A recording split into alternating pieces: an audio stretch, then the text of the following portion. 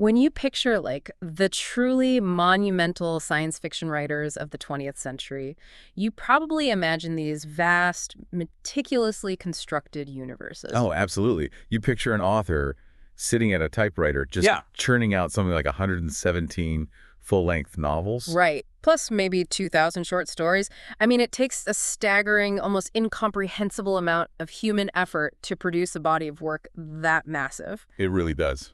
But if you were to look for the man who supposedly wrote all of those paradigm-shifting stories, you wouldn't find him. No, you wouldn't, because he doesn't exist. Exactly. One of the most famous, most heavily referenced sci-fi writers of that entire era never actually existed. Which is just wild because it forces us to completely reevaluate what we mean when we talk about a prolific author. Yeah. We just assume there is a flesh and blood human behind the keyboard, suffering over every sentence. Right. You expect a birth certificate and a pulse. Welcome to today's deep dive. We are looking at an incredible stack of historical and literary analyses today, all centered around a writer named Kilgore Trout. And if you are sitting there thinking that name sounds vaguely familiar, it's because Trout is a character. Yeah, he is the brilliant, tragic creation of the legendary American author Kurt Vonnegut. But here is the really bizarre reality within Vonnegut's fictional universe. Kilgore Trout is an absolute commercial failure. That could all flop. Yeah. His ideas are groundbreaking, but he is completely ignored by the literary establishment.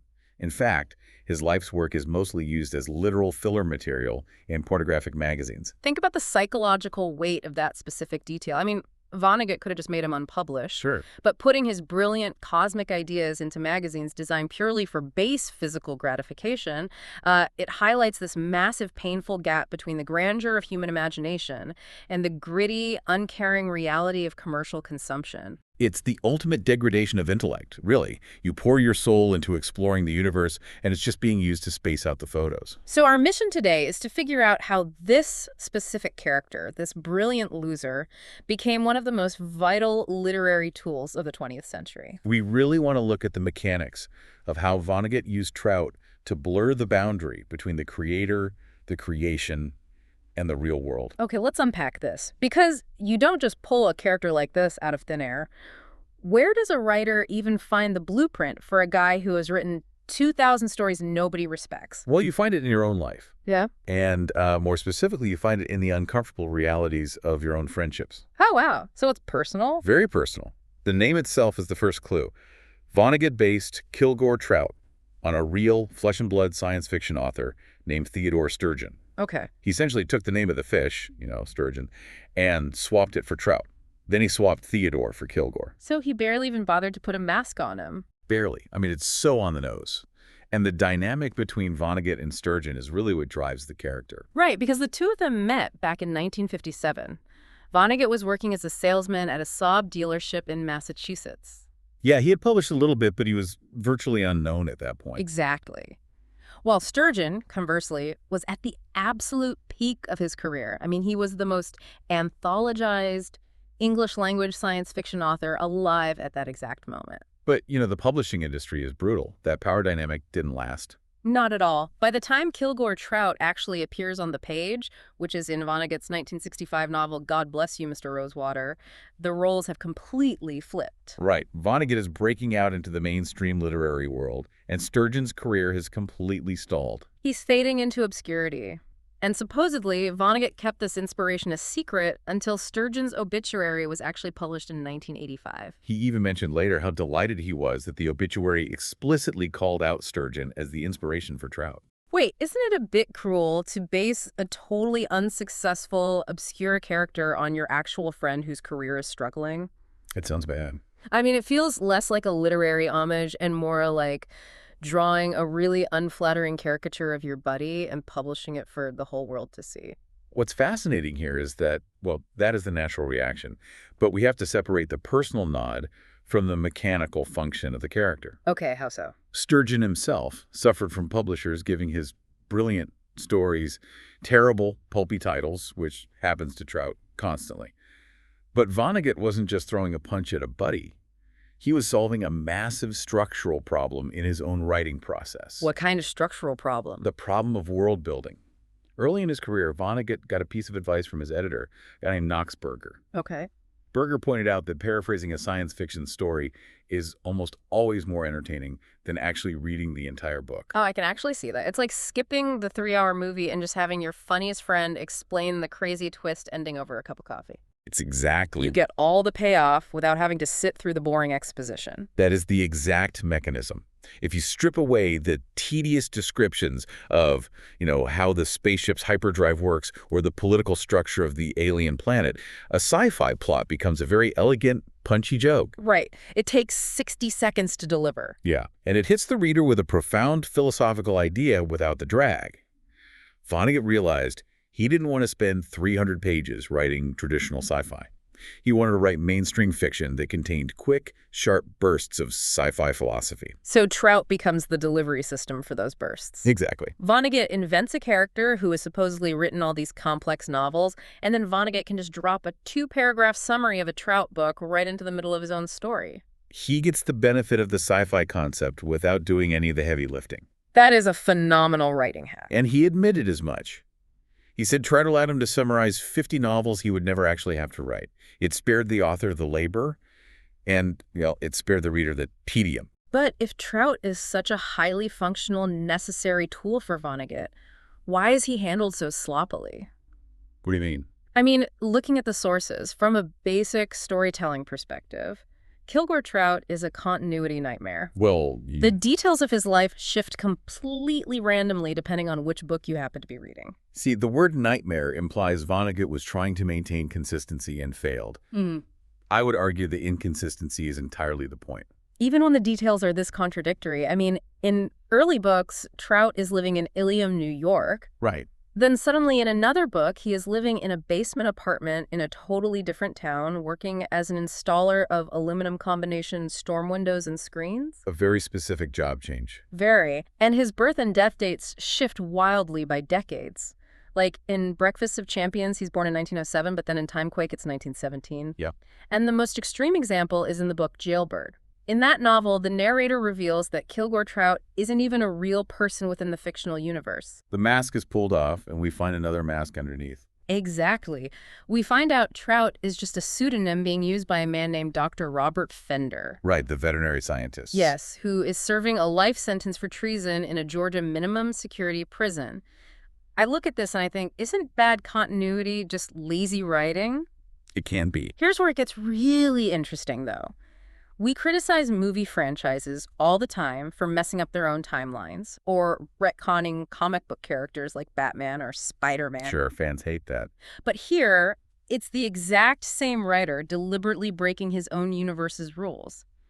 Why do we give Vonnegut a pass for forgetting his own character's birthday and identity? If we connect this to the bigger picture, we give him a pass because he is deliberately rejecting the concept of a canon. Ah, okay. We are so conditioned by modern media, like sprawling comic book universes or massive fantasy series, to expect an internally consistent world. We want the rules to be stable. Right. We want to know exactly how the magic system works. Exactly. But Vonnegut's novels aren't trying to build a stable alternate reality. They are trying to poke holes in our reality. Kilgore Trout isn't a fixed human being with a stable medical history. So what is he? He is a mirror reflecting whatever specific anxiety Vonnegut is dealing with at that exact moment in his career. So if Vonnegut needs a tragic failure to contrast with a wealthy main character, Trout is a tragic failure. Yes. If he needs a prisoner writing from the margins of society, Trout becomes a prisoner. Precisely. Deliberately breaking the rules of your own universe reminds the reader that they are reading a book. It breaks the illusion. Trout is a shapeshifter, entirely at the mercy of the author's whims. Which brings us to a moment that feels like the ultimate payoff for that dynamic. We have this character who is constantly being morphed and manipulated by his creator. Right. And eventually the character actually gets to confront the guy holding the pen. Ah, the climax of Breakfast of Champions. It is honestly one of the most striking moments in modern literature. The setup leading into it is so strange and violent, too. Trout goes to an arts festival in the Midwest. Another character there, Dwayne Hoover, has a severe mental break and literally bites off Trout's right ring finger. Just an absurd, horrific trauma. Yeah. And immediately after this, in the final chapter, Trout comes face to face with Kurt Vonnegut. The author actually writes himself into the scene. The puppet master steps onto the stage and looks the puppet in the eye. And Vonnegut tells Trout that he is setting him free. He uses this grand language, comparing himself to Leo Tolstoy freeing his serfs. It's very dramatic. It is. Vonnegut promises his creation this incredible future. He says Trout's work is going to be republished and respected, his ideas will change the world, and he will even win the Nobel Prize for medicine. The author is handing down the ultimate happy ending. But Trout doesn't care about the Nobel Prize. He looks at his creator, and he only has one desperate request. He begs Vonnegut, make me young. And Vonnegut refuses. He just flat out says no. Why give him the Nobel Prize but deny him that one thing? Because of the profound emotional boundary between fiction and reality. Authors usually have godlike power in their stories. Yeah, they control everything. They can manipulate time, they can grant fortunes, they can orchestrate perfect endings. But Vonnegut uses this moment to highlight the one thing he cannot control, even in his own imagination. Mortality. Exactly, mortality. Vonnegut can give a character a fake Nobel Prize, but he cannot reverse the decay of time, because Vonnegut himself is aging. Wow. He forces his own avatar to bear the ultimate human burden. It completely subverts the entire relationship between creator and creation. It really is heartbreaking when you think about it. The author creates this guy to process his own fears of failure and aging, and then just leaves him trapped with those same fears. It's a heavy burden for a fictional guy. You would think that literally meeting your creator is the ceiling for a fictional character. Like there's nowhere left to go after that. You think so? But Trout's trajectory doesn't stop there. He actually starts bleeding out into the physical world. The boundaries don't just blur here, they break down completely. Yeah, in 1975, a real physical book shows up on bookstore shelves called Venus on the Half Shell. And the author's name printed right there on the cover is Kilgore Trout. A purely imaginary person publishing a tangible, physical novel. Right, but obviously Vonnegut didn't write it. Another author, Philip Jose Farmer, wrote it under the Trout pseudonym as a kind of homage. Right. But the general public didn't know that. There was a reviewer named Richard E. Geis who ran a science fiction zine, and he published a review of the book assuming it was secretly written by Vonnegut. Which is a natural assumption, honestly. Sure. But Vonnegut lost his mind over this. He was so furious about the review and some personal comments the reviewer made that Vonnegut actually tracked down the guy's phone number. Oh, no. He called him up and just screamed obscenities at him. It's deeply ironic, isn't it? Yeah. Vonnegut spent years using Trout as a mask to hide behind. Now someone else puts on the mask, and Vonnegut feels totally violated. I equate it to identity theft, but stealing the identity of someone who never existed in the first place. Yeah, how do you even explain that to someone? Right. How do you tell the police someone stole your imaginary friend's name? And the meta-narrative gets even more tangled when you look at Vonnegut's novel, Galapagos. Oh, this one is fascinating. This book isn't narrated by Kilgore Trout. It is narrated by the ghost of Kilgore Trout's son, Leon Trotsky Trout. A second-generation phantom. Exactly. Without getting bogged down in all the plot details, the essential mechanism here is wild.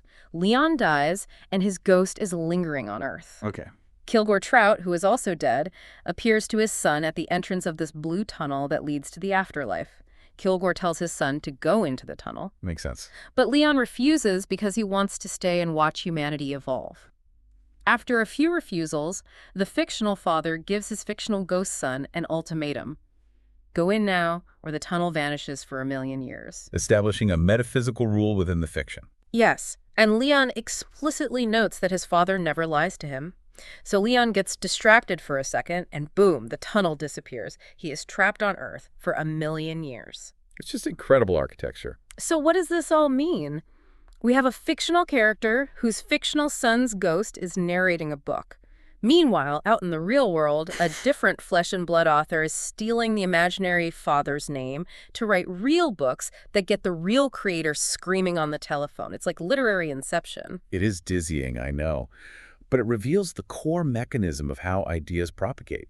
When you design a concept that is truly resonant, like a character as tragicomic and layered as Kilgore Trout, it stops being your personal property. It takes on a life of its own. It really does, becomes a piece of modern mythology. And myths are volatile. They escape their original context. The fact that Farmer wrote Venus on the Half Shell proves that a fictional creation can generate real-world consequences. Real books, real royalty checks, and real anger. It escapes the containment zone, which makes me wonder, how does an author put the genie back in the bottle? When a character exists in so many different realities, How do you finally end their life? Well, you give them a send-off that matches their philosophical weight. And Vonnegut did wrap up Trout's story across his final pieces of writing. He did, and the tonal shift is wild. In the 1997 novel Timequake, Trout stops being a pathetic loser and actually steps up as a hero. Yeah, that was a surprising turn. The world is hit by this phenomenon that forces everyone to repeat a decade of their lives on autopilot, and when free will suddenly kicks back in, people are completely paralyzed. Right. Trout is the one out there rescuing people. He develops this incredibly compassionate mantra. He goes around saying, "You were sick, but now you are well again, and there's work to be done." It's a profound moment of redemption. The ultimate pessimist becomes the caretaker of humanity. But he is still deeply scarred. I mean, we learn that his eccentricities are grounded in horrific trauma. When Trout was 12, his father murdered his mother. It's so dark. Because of that shock, whenever someone greets him, he just says the phrase "tingling." It's this tragic, broken tick. And he ends up writing this absurd, nonsensical final poem about a Tupelo going Pupelo. A perfect blend of profound tragedy and juvenile nonsense. That is really the defining characteristic of both Trout and Vonnegut. But Timequake wasn't his chronological end. Trout's ultimate fate was published in a 2004 article Vonnegut wrote for In These Times. Right. Now, I want to be really clear for you listening. We are simply neutrally reporting the plot point from the source text of the story Vonnegut wrote here. Yeah. We are absolutely not endorsing any political views or taking any sides. Absolutely. We're just looking at the narrative. Right. So in the plot of this article, Trout goes to consult a psychic. The psychic informs him that George W. Bush is going to win the upcoming presidential election by a 5-4 Supreme Court vote. Okay. Upon hearing this specific piece of news, Trout commits suicide at midnight on October 15, 2004 by drinking Durano. It is a shockingly brutal, cynical end for a character who has survived so much cosmic absurdity over the decades. It really is. And the epitaph on his tombstone captures that brutality perfectly. It just reads, "Life is no way to treat an animal." This raises an important question, though. If we really unpack the mechanics of that ending, why finish it like that? Yeah, why not let him ride off into the sunset after his heroics in Timequake? Because that epitaph, "Life is no way to treat an animal," is the ultimate synthesis of what Vonnegut was trying to say all along. He used the genre of science fiction and the avatar Kilgore Trout to process the inherent pain of the human condition. It all comes back to that pain. Yes, Trout lived through failure, public humiliation, the shifting of his own reality, the loss of his son, physical mutilation, and the crushing realization that the universe is largely indifferent. Right. To Vonnegut, the sheer daily act of surviving in a chaotic world was an absurd struggle. By the time he drinks the Drano, Trout isn't a world-building hack or an inside joke anymore. He's the purest distillation of Vonnegut's dark, exhausted empathy. It is an unbelievable trajectory. I mean, if you trace the path we just walked, we started with a private joke inspired by a successful buddy at a Massachusetts car dealership. Right. That joke morphed into a failed sci-fi writer who turned into an aluminum storm window installer, who was unmasked as a treasonous veterinarian, who became the hero of a localized time disruption, and who ultimately stared his own author in the face and begged for the one thing neither of them could have. It's a heck of a resume. Kilgore Trout went from being literal filler in the back pages of adult magazines to becoming the philosophical anchor of one of America's greatest literary minds. He was the ultimate psychological sponge. He absorbed every ounce of his creator's anxiety about failure, about obscurity, and about the fundamental strangeness of waking up every day in a human body. Absolutely. And it leaves you with a really fascinating thought experiment to chew on long after you finish listening today. What's that? If you view Kilgore Trout as a vessel for processing the worst parts of the human experience, what does your own internal alter ego look like? Yeah. If you had to write a fictional character who absorbed all of your deepest fears, who lived out your worst-case scenarios, but who still somehow managed to be the focal point of the story, who would they be? That is a brilliant question. Who is the Kilgore Trout of your own life? It brings us full circle. A character might just be ink on a page, but, sometimes they end up holding far more reality than the person holding the pen. Thank you so much for joining us on this deep dive. It's been an absolute privilege exploring this with you, and we will catch you next time.